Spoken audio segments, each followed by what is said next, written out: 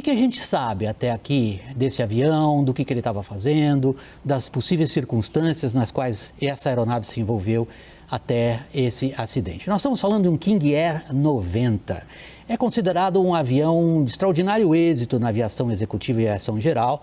Ele tem um peso máximo de decolagem em torno de 5 toneladas. Para vocês terem uma ideia, um avião comercial de grande uso no Brasil, um Boeing 737, um Airbus, chega a 70 toneladas, para vocês terem uma ideia das diversas relações entre tamanhos de aeronaves. O King Air 90 está aí há mais de meio século.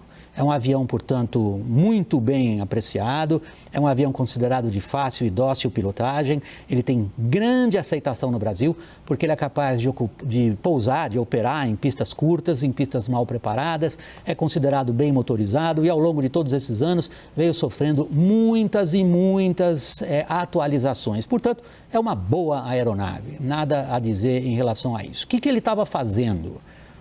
Decolou de Goiânia e ele ia para Caratinga. Pra vocês terem uma ideia dessa distância.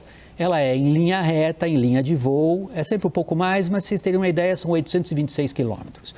O alcance desse avião é pelo menos o dobro disso, ou seja, estava perfeitamente dentro da capacidade dele de transportar peso e perfeitamente dentro da performance. Esse é um avião que voa em média, porque são muitos os modelos, esse avião atinge uma velocidade em cruzeiro média ali em torno dos 400 km por hora, um pouquinho menos, um pouquinho mais, mas é considerado uma aeronave deste ponto de vista não exatamente das mais velozes, mas muito confiável. Onde ele ia pousar?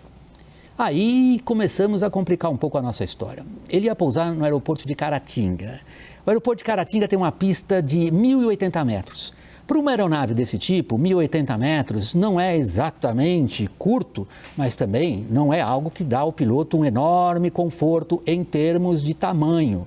Porque a gente tem que considerar que Caratinga está a 2.000 pés de elevação, em torno de 700 metros, e isso afeta já a performance de qualquer aeronave, sobretudo quando faz calor, mesmo considerando o fato do King 90 ser um turbo-hélice. Portanto, ele é menos suscetível a essas variações do que os pilotos chamam de altitude e densidade do que um avião que opera com motores a pistão. Voltando à questão de Caratinga.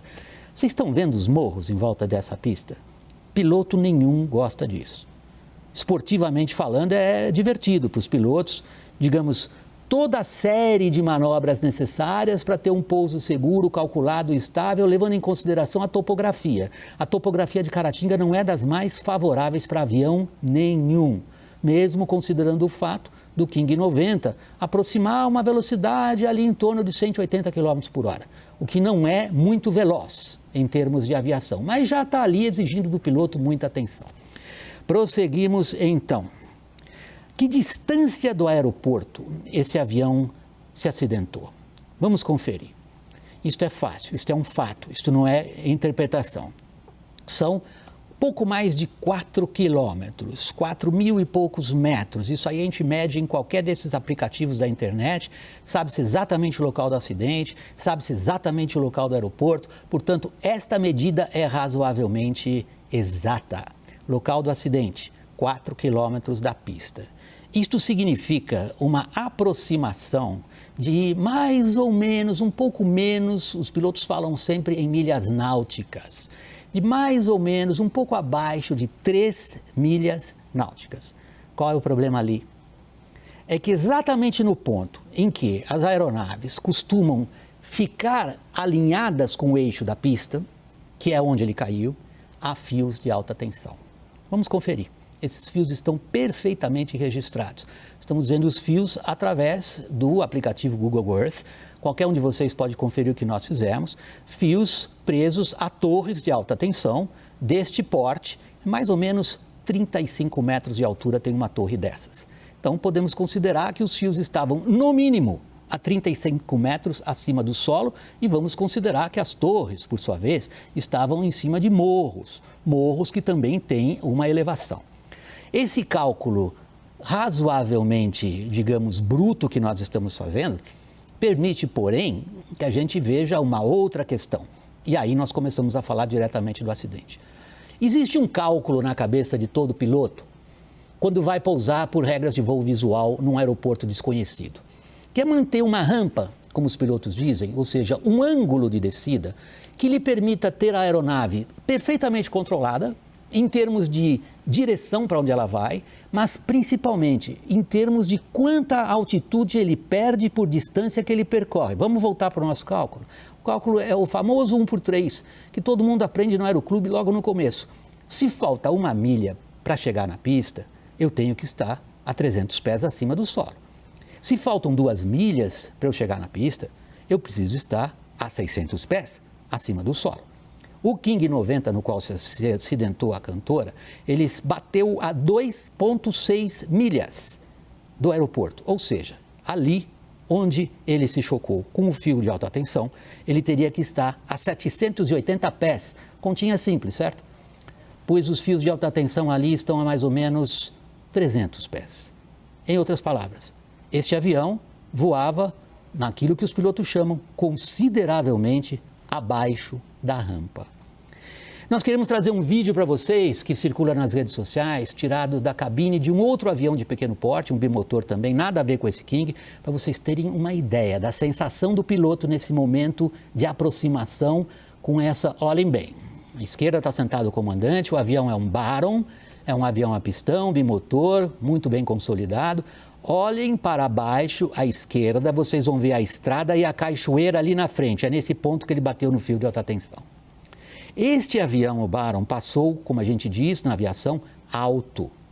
O King passou ali baixo, em termos relativos. Olha a cachoeira ali onde o King caiu. A câmera agora vai levar o olho de vocês em direção à pista, que os olhos treinados de um piloto conseguem identificar lá na frente, lá longe no horizonte. É esta a visão que o piloto queria ter. Vamos ver do ângulo invertido agora? Eixo invertido? Como é que é estando na pista e vendo um avião, nesse caso é um King Air, se aproximar? Percebam que esses morros, para quem não é da região, para quem não conhece, dão inevitavelmente um nervosismo muito grande em qualquer piloto. Resumindo então o que nós podemos dizer a respeito dos fatos. Nós temos exatamente calculado em que ponto o avião caiu. Nós sabemos que a altura do solo, os fios de alta tensão se encontram e a empresa confirma que o avião atingiu o fio de alta tensão. Nós sabemos pelas regras de 3 simples qual teria sido o ângulo ideal de descida e aí é um fato do qual a gente não pode fugir. Este avião estava em um ângulo de descida pouco mais baixo do que seria o ângulo de descida ideal. Qual a razão do piloto ter escolhido essa aproximação numa rampa mais baixa? Esta é o ponto importante, é um ponto importante para a investigação. O fato é que ele estava numa rampa mais baixa, num lugar, talvez, isso aí os pilotos falam por experiência própria, conversamos com os pilotos que operam em Caratinga, é um aeroporto que exige um bom conhecimento da localidade e que psicologicamente nos pilotos às vezes traz essa necessidade, deixa eu ficar um pouquinho mais baixo, mas isso daí é da minha parte, apenas supondo. É impossível escapar da emoção que isso daí causa.